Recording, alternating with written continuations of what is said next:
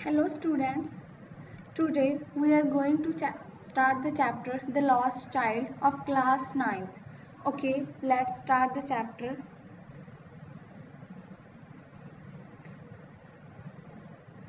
Let me zoom.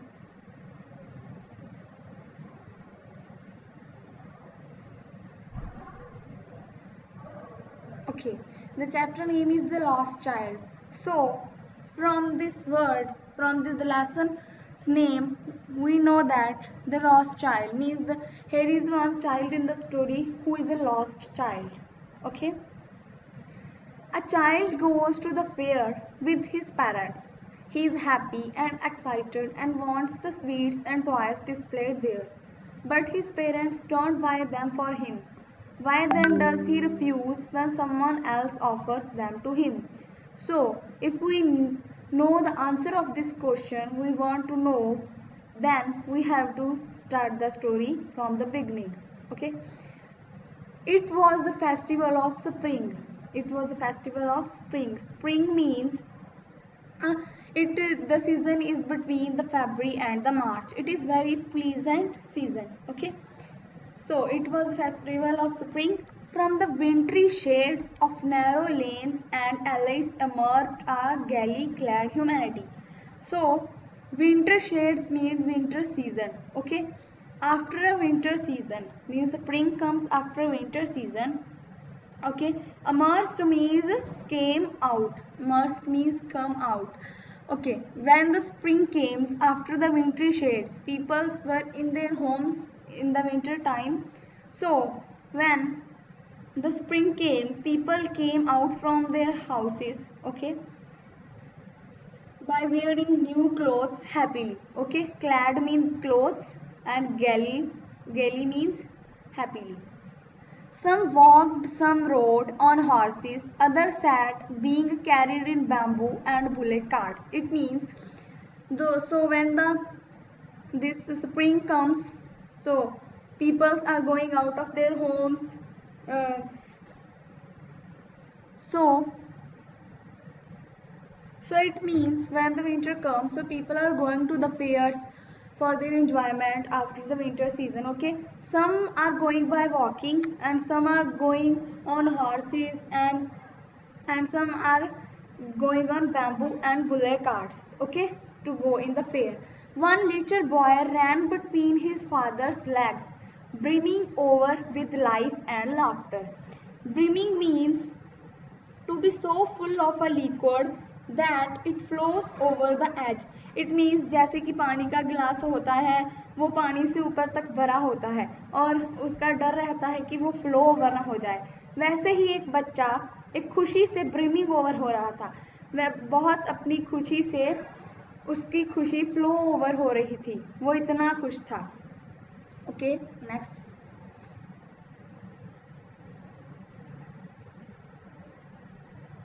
जैसे कि आप यहाँ देख सकते हैं, ये एक फेयर लगा हुआ है, यहाँ पर बहुत सारे लोग हैं और ये वो चाइल्ड है जिसकी खुशी फ्लो ओवर हो रही है। Okay, now let's go to the next paragraph. Okay, in next paragraph we will see come child come called his parents. In first paragraph we have seen that the child was running and because he was very happy, so his parents were saying him come child come.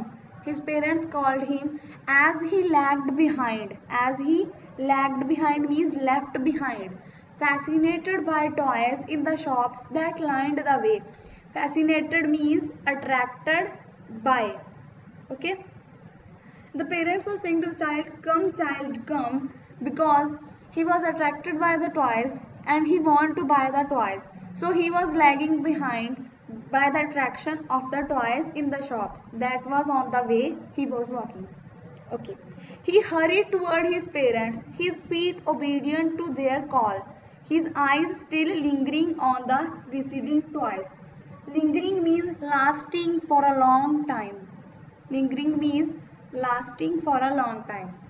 It means he hurried toward his parents, means he moved towards his parents, but His eyes were still on the toys because he want to buy, but his feet was obeying the father's call because his parents was calling, so he had to move with his parents.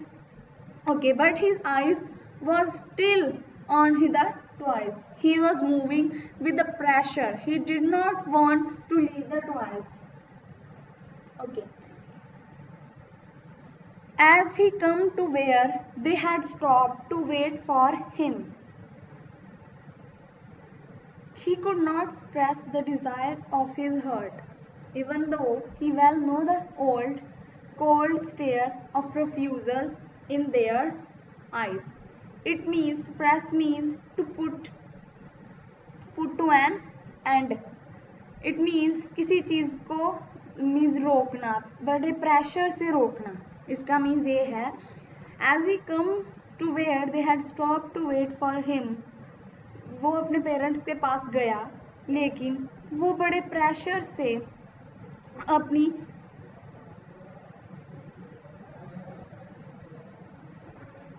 आप को रोक नहीं पा रहा था, लेकिन उसके parents ने उसे ऑर्डर दिया था कि come child come, so he had to go with their parents. Okay, now next. Okay, now this is next page. Wait.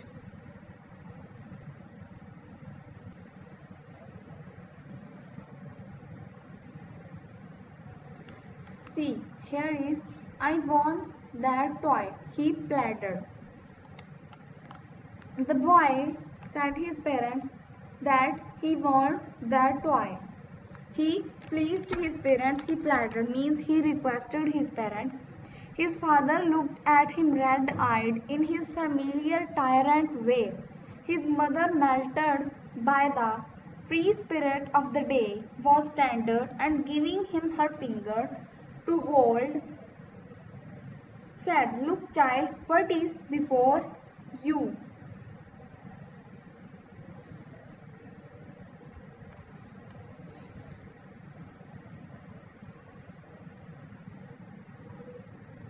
हमने पढ़ा था her father looked at him red-eyed means with full anger. His father looked at him with anger in his familiar tyrant way. उसके parents की, उसके father की आंखें गुस्से से भरी हुई थी जब उसने कहा कि मुझे यह टॉय चाहिए. His mother, melted by the free spirit of the day, was tender and giving him her finger to hold. और उसकी मदर का दिल था वो मेल्ट हो गया और उसके बच्चे पर तरस आ गया और वो इमोशनल हो गई और उसने उसे बड़े प्यार से कहा कि by giving him her finger, said, look child what is before you. Look child what is before you.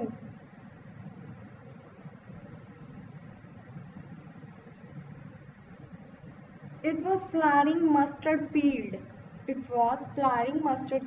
Pale like melting gold, as it swept across miles and miles of even land. Okay, now when his mother said, "Look, child, what is before you?"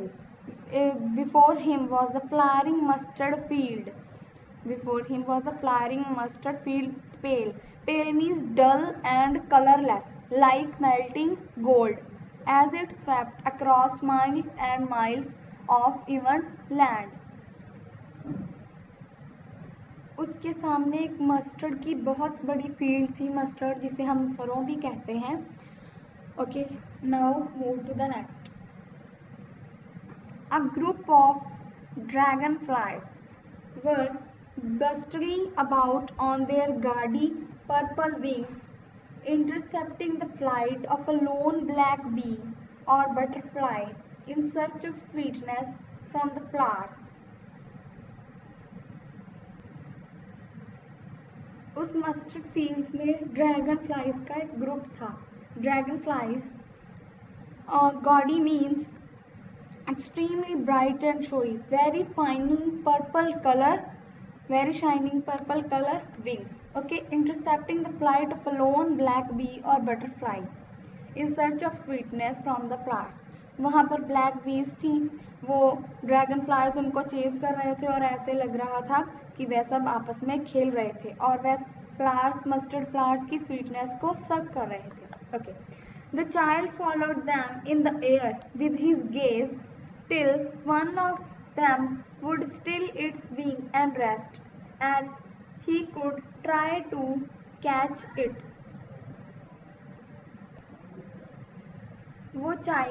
वो बच्चा इन dragon flies और black बीज और butterflies को देख रहा था.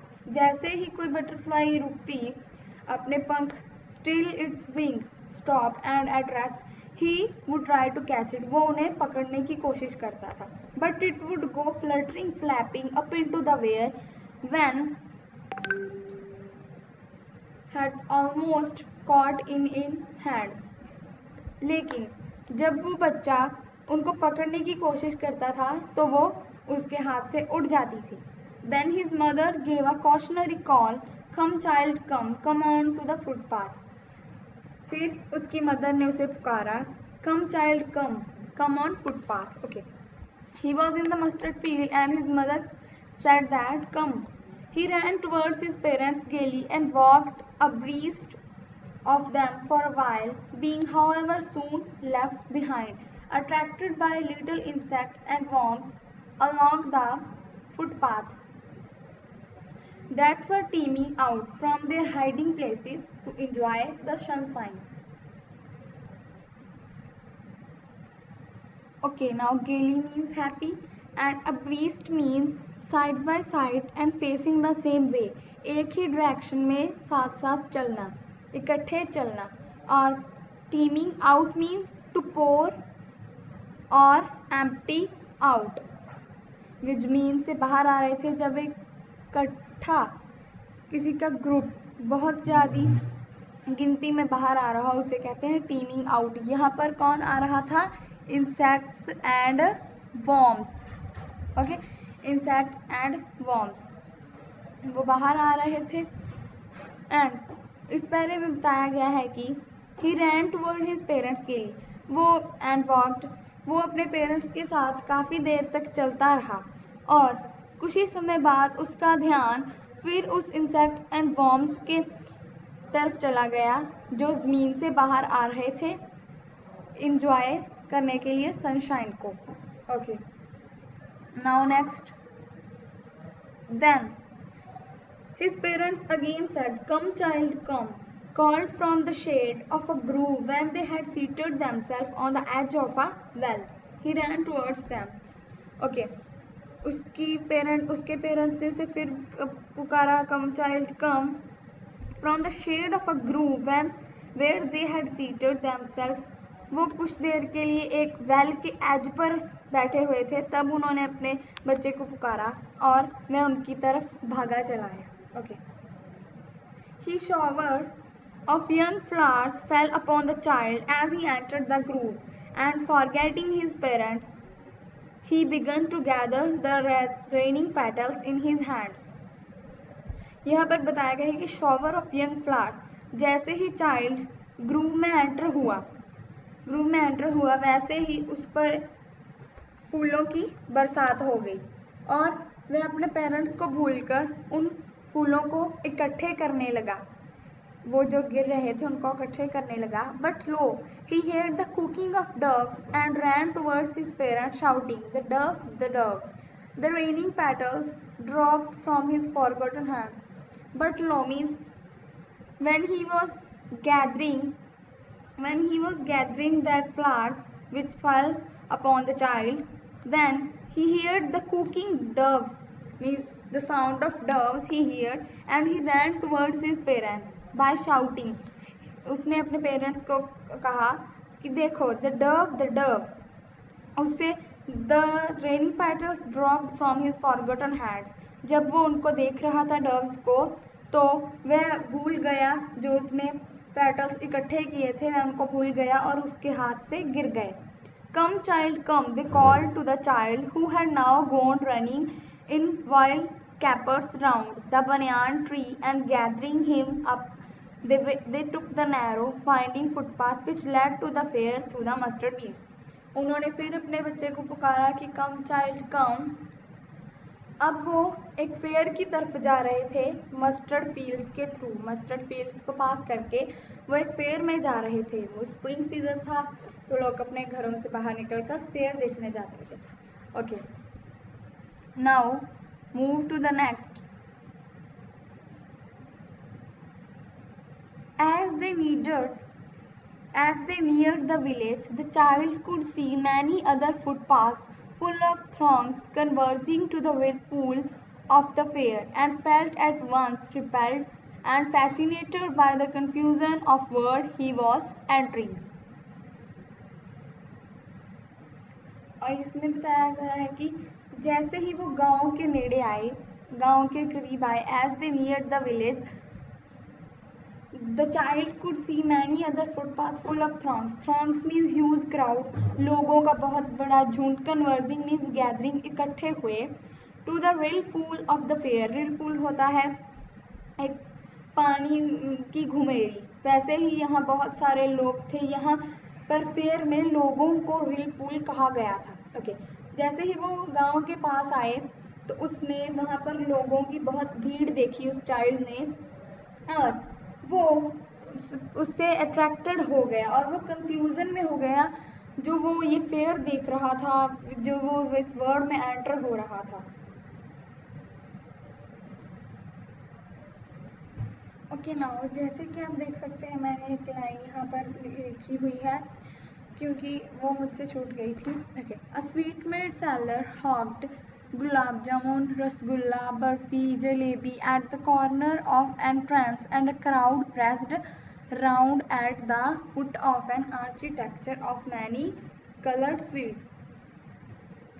इसका मतलब है कि जैसे ही वो एंटर हुए उस फेयर में, उसकी एंट्रेंस में ही उनके एंटर करते ही वहाँ पर एक स्वीट मेड जो कि स्वीट्स बेच रहा था, ऊँची ऊँची से बुला रहा था, गुलाब जामुन, रसगुल्ला, बर्फ़ी। ओके, उसके पास बहुत सारी कलर्ड स्वीट्स थी, decorated with leaves of silver and gold, जो कि बहुत अच्छे से डेकोरेट की गई थी। Okay, the child stared open eyed and his mouth watered for the barfi that was his favourite sweet. Okay, the child want to eat the burfi because it was his favorite sweet. So he said that I want that burfi. He slowly murmured, but he half knew as he begged that his plea would not be heeded because his parents would say he was greedy. So without waiting for an answer, he moved on. Okay, यहाँ पर बताया गया था कि उसने he murmured means उसने बहुत slowly कहा कि I want that burfi, but उसे आधी बात तो ये पता था कि उसके पेरेंट्स उसे कुछ भी नहीं लेकर देंगे, क्योंकि उसको पता था ये मेरी रिक्वेस्ट कभी भी एक्सेप्ट नहीं करते। तो वह बिना अपने पेरेंट्स की आंसर की वेट के बिना ही भी उसके कुछ पेरेंट्स कहेंगे, उसे पता था ये नहीं लेकर देंगे मुझे, तो वो बिना आंसर के ही आगे चलने लगा। बिकॉज उसे ये था भी अगर मैंने मांगा तो मेरे पेरेंट्स मुझे कहेंगे कि ये बहुत गरीडी है, इसके लिए वो बिना आंसर के ही मूव कर रहा था। A flower seller had a garland of Gilmore. Next था flower seller।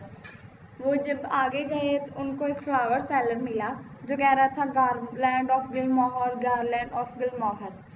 The child seemed irresistibly drawn.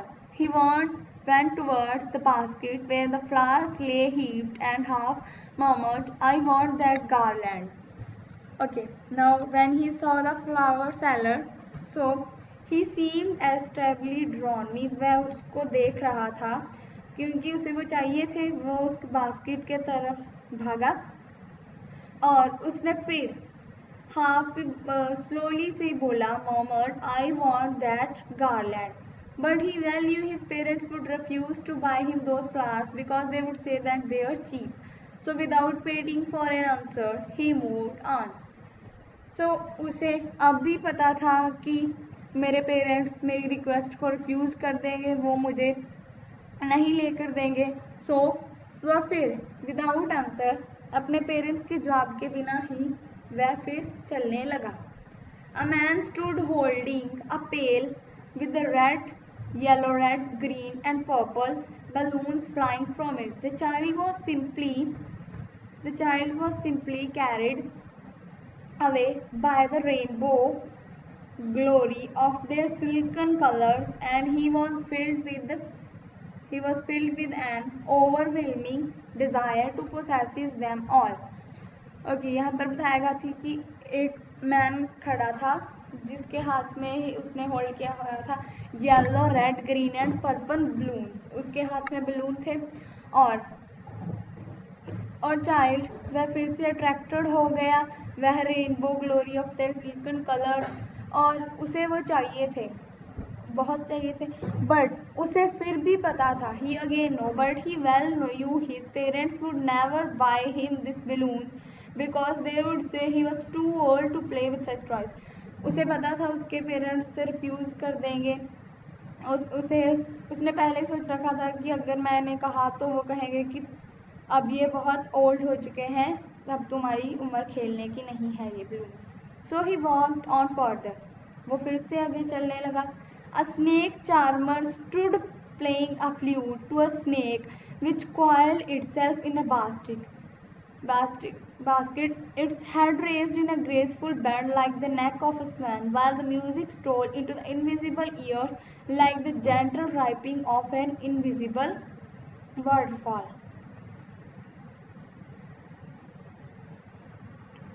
Okay, next ये था कि a snake charmer stood playing a flute, okay, basket coiled means जो ऐसी शेप में होता है, ये कॉइल फॉर्म होती है। वह इस शेप में अपनी गर्दन को हिला रहा था, अपने आप को ऐसे इकट्ठा कर रहा था वो उस बीन की आवाज़ सुनकर। Its head raised in a graceful band like the neck of swan, वो अपने हेड को ऐसे ऊपर उठा रहा था जैसे कि स्वैन रेज करती है। While the music stole into its ears like the gentle rippling of an invisible waterfall, वो ऐसे लग रहा था कि वह उसे बहुत अच्छी लग रही है, स्नेक को वह बीन का म्यूज़िक बहुत अच्छा लग रहा था। The child went towards the snake charmer, but knowing his parents had forbidden him to hear such coarse music as the snake charmer played, he proceeded further. Okay. अब यहाँ बताया गया था कि the child went towards child उस snake charmer की तरफ गया, लेकिन उसे पता था कि उसके पेरेंट्स उसे अलाउ नहीं करेंगे। Forbidden him means not allowed, forbidden means not allowed to hear such coarse music, because उसे पता था कि उसके पेरेंट्स ऐसी कोर्स, ऐसी अनप्लीजेंट साउंड सुनने नहीं देंगे। सो वह आगे चलता रहा। There was a roundabout in full swing. Men, women and children carried away in a reeling motion shrieked and cried with dizzy laughter. The child watched them intently and then he made a bold request. I want to go on the roundabout, please, father and mother. यहाँ पर है कि there was roundabout, roundabout हम जिसे चंडोल कहते हैं हिंदी में, round about. उसने एक राउंड अबाउट देखा जहाँ पर man, women, childs, when women and children were playing in the reeling motion, ऐसे ऐसे इस गोल गोल मोशन में वो इंजॉय कर रहे थे और वह ऊंची ऊंची आवाज़ें, बहुत खुश भी हो रहे थे ऊंची ऊंची। The child watched them intently and then he made a bold request. अब उसका भी मन कर रहा था इस राउंड अबाउट पर जाने का और उसने अपने पेरेंट्स से रिक्वेस्ट की, I want to go on roundabout, कि मुझे उस चंडोल पर जाना है। Okay, next, there was no reply, he turned to look at his parents. They were not there ahead of him.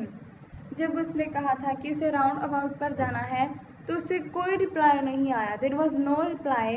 He turned to look at his parents. उसने पीछे को टर्न किया अपने पेरेंट्स को देखने के लिए. उसके पेरेंट्स वहाँ नहीं थे. और he turned to look on either side. They were not there. He looked behind. There was no sign of them. जब उसने देखा कि उसके पेरेंट्स नहीं हैं तो उसने इधर उधर देखा लेकिन उसे नहीं मिले. उसे वहाँ नहीं थे. उसने पीछे की तरफ भी देखा लेकिन वहाँ पर उसके पेरेंट्स का कोई भी साइन नहीं था. A full deep cry rose within his dry throat and with a sudden jerk of his body he ran from where he stood. जब उसने देखा कि यहाँ उसके पेरेंट्स कोई साइन नहीं है तो वह बहुत ज़ोर से चिल्लाया, बहुत ज़ोर से रोया बिकॉज उसके पेरेंट्स नहीं थे. और वह वहाँ से जहाँ पर वो खड़ा था वहाँ से वो भाग गया. Crying in real fear, mother, father. Tears rolled down from his eyes, hot and fires.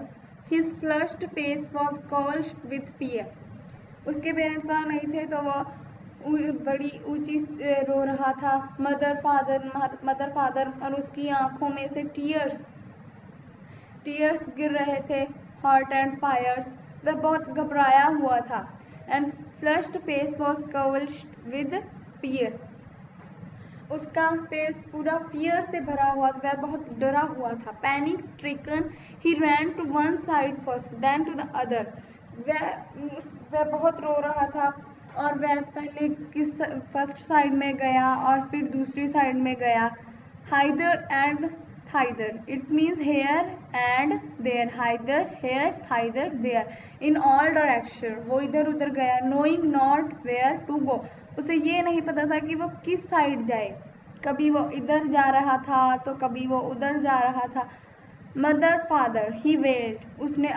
वह अगेन चिल्लाया mother father. His yellow turban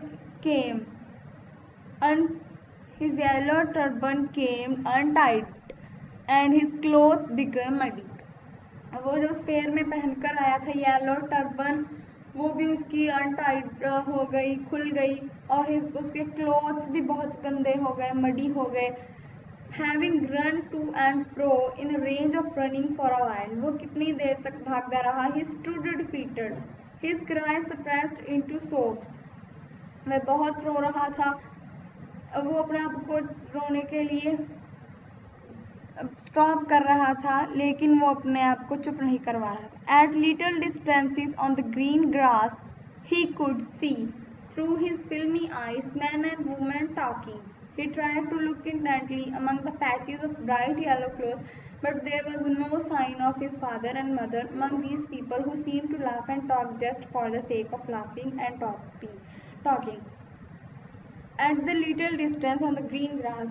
उसने ग्रीन ग्रास थोड़ी सी डिस्टेंस पर देखा अपनी फिल्मी आइज से क्योंकि वो रो रहा था और बस वहाँ पर बहुत सारे मैन एंड वुमेन बातें कर रहे थे लेकिन येलो क्लोथ्स में थे. लेकिन उसे अपने मदर फादर का कोई भी साइन नज़र नहीं आया. उसे अपने मदर फादर नहीं मिले उन वुमेन एंड मैन में जो लाफिंग कर रहे थे. He ran quickly again, this time to a shrine to which people seemed to be crowding. Every little inch of space here was congested with men, but he ran through people's legs